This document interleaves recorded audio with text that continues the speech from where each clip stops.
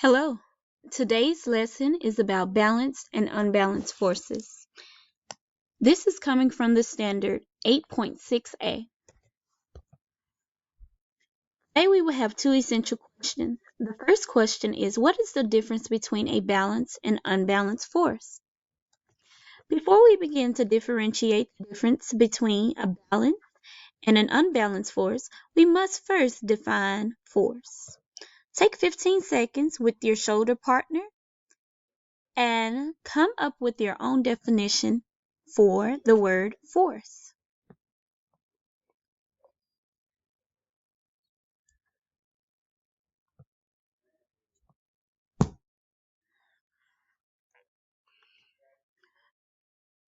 Okay, so in your definition, if you mention the word push or the word pull or all of them together, then you can give your shoulder partner a high five. Because a force is a push or pull that causes an object to move, stop, or change direction. How do we measure force? We measure force with spring scales.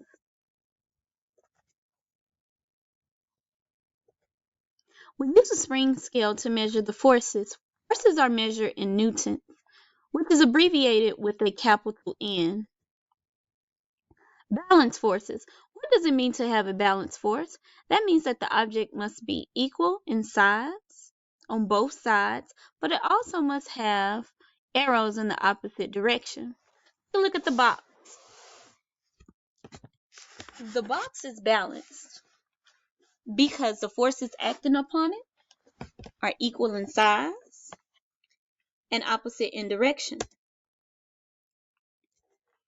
Balanced forces do not cause a change in motion.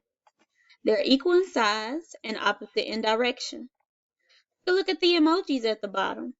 The rope that they are pulling is balanced because the forces are equal in size and opposite in direction.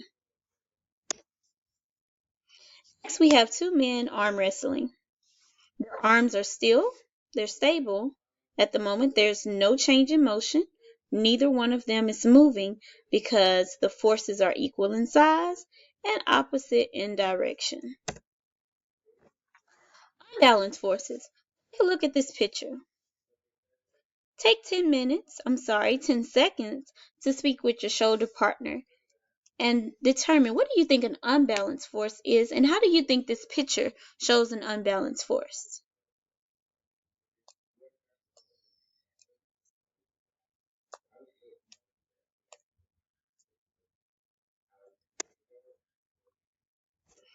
Alrighty, an unbalanced force be recognized because they always causes a change in motion. There are different amount of forces acting upon an object when the force is unbalanced, and they do not cancel each other out because they are not the same in size and opposite in direction. Take a look at this truck. We have a bigger force moving the truck forward by 100 newtons. We have a smaller force moving the truck backwards by 60 newtons. Which way do you think the truck is moving, forward or backwards? It's moving forward. Okay, why? Because there's a bigger force pushing the truck in the forward direction. Look at this box. Do you think this box is moving upward or downward? The box is moving in the direction of the W, is moving downward because there is a greater force. There's a greater force moving the box downward. Okay, let's talk about forces some more. They come in pairs if you haven't noticed. Have a magnitude, which is the strength or the size, and a direction. Okay, so here we have an arrow. This arrow represents a force. 5 newtons is the magnitude, that's the strength. That's the amount of force, that is the size, north is the direction it's moving up. So magnitude, once again, is the amount of force, 5 newtons, and the direction is moving upward or it's moving north. Okay. Our second essential question: how does the magnitude or the strength or size of a force affect the direction of the object? We're going to do a little bit of calculating to get this answer. Okay. We're going to combine forces. Take a look. We have a boat, we have 2 children, and we have 2 arrows because the forces come in pairs. I see the arrows are moving in the same direction. Since they are moving in the same direction, we are going to find the sum to know how much force is acting upon the boat to move in the left, or move the boat left. Okay, so I'm going to add 90 newtons plus 70 newtons and get 160 newtons left. When we combine the forces, that combination or sum or difference is known as the net force. The net force is a combination of all the forces acting on an object. If 2 forces are in the same direction, then we add and find the sum of the forces to find the net force. If the forces are in opposite directions, then we subtract the forces to find the net force. Look at the airplane. Just flew in for us. I have opposite directions. So since they're opposite directions, I need to subtract. Since they're in different directions, I need to find the difference. So I'm going to subtract and find that this plane is actually moving backwards 15. Why? Because the object is always going to move in the direction of the greater force. I want you to take out your whiteboards with your shoulder partner, and I want you guys to take turns practicing how to calculate the balanced and unbalanced forces. Remember, if they're in the same direction, then you find the sum and you add. If they're in opposite directions or different directions, you find the difference and subtract. Determine who is partner A and partner B. Partner A will answer question 1 on the whiteboard. Partner B will answer question 2. Partner A will answer question 3, and so forth.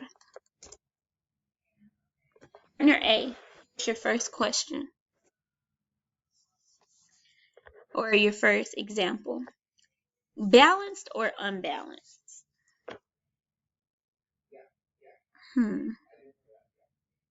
Opposite or same direction?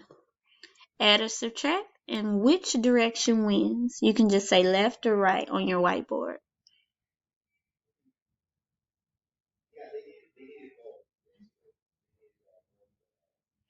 Alrighty, so this is a picture of an unbalanced force. How do I know it's unbalanced? Because they are not equal. They are moving in opposite directions, but the amount or the size or magnitude of the force is not equal. They're moving in opposite directions, so that means that we need to subtract. So when I subtract, I find that the net force is going to be 3 newtons moving to the left. So the person on this side is winning because he has more force.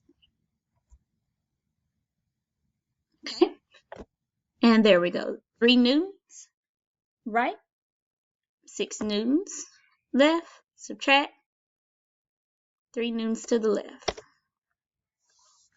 And B, it's your turn. Is this balanced or unbalanced? Are they moving in opposite or in the same direction? The arrows. Do we add or subtract? And which direction wins?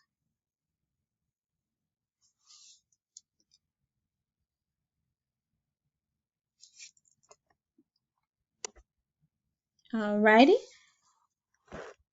This is a picture of an unbalanced force. The arrows are in opposite direction. So we subtract and we find that the net force is 6 newtons. And the emoji on the right, the green guy, is winning.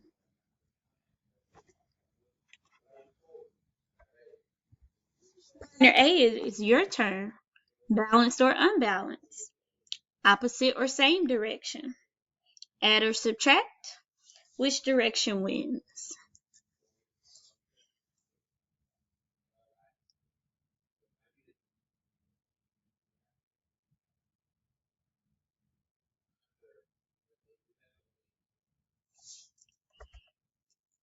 See that the wall is exerting 50 newtons on the girl, and the girl is exerting 50 newtons on the wall. Therefore, there is no change in motion.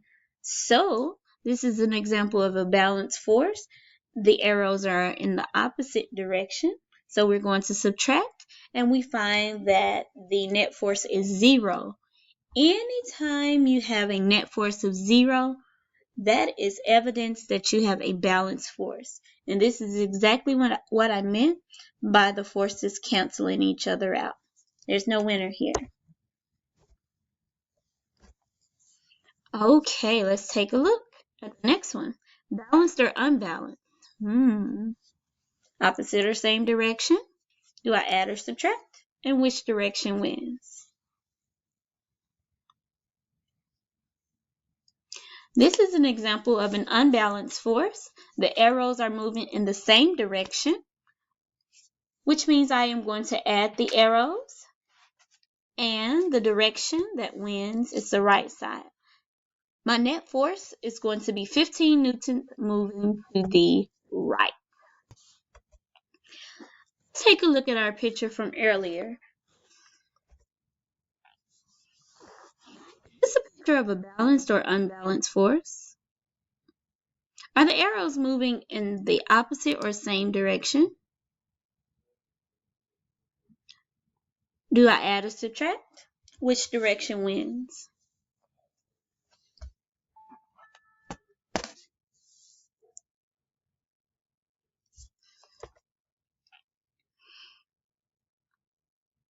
On the left side, we have more force, so we're going to subtract because they are not the same.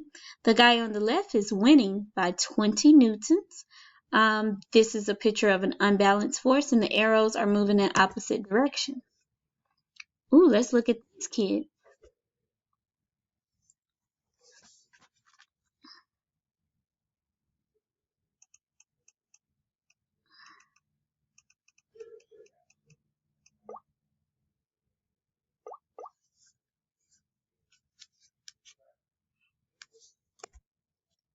Unbalanced, 20 newtons to the left. The left side is winning.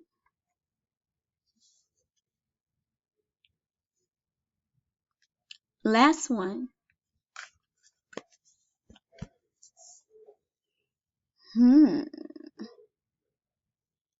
There are multiple steps here. Okay, this car is actually balanced. There's no change in motion. It is stationary. Okay, how do I know? How can I prove this? Well, since the arrows here are in the same direction, that means that I'm going to add them both. 30 plus 40 gives me 70 on the left side, and on the right side I have 70. So what happens? They cancel each other out. The net force becomes 0, and I find that this is a picture of a car that has no change in motion, so it is indeed balanced. I want you to take 15 minutes to work independently and silently on the worksheet. Once you are finished, raise your hand so that I can give you the key, and I want you guys to trade and grade your work. Leave the papers out for the next activity, and I'm going to ask that you take 15 minutes to A, complete the work independently and silently, B, trade and grade your work, and C, make corrections, and then leave your papers out for the next activity. You have 15 minutes to complete this task, and your 15 minutes starts now.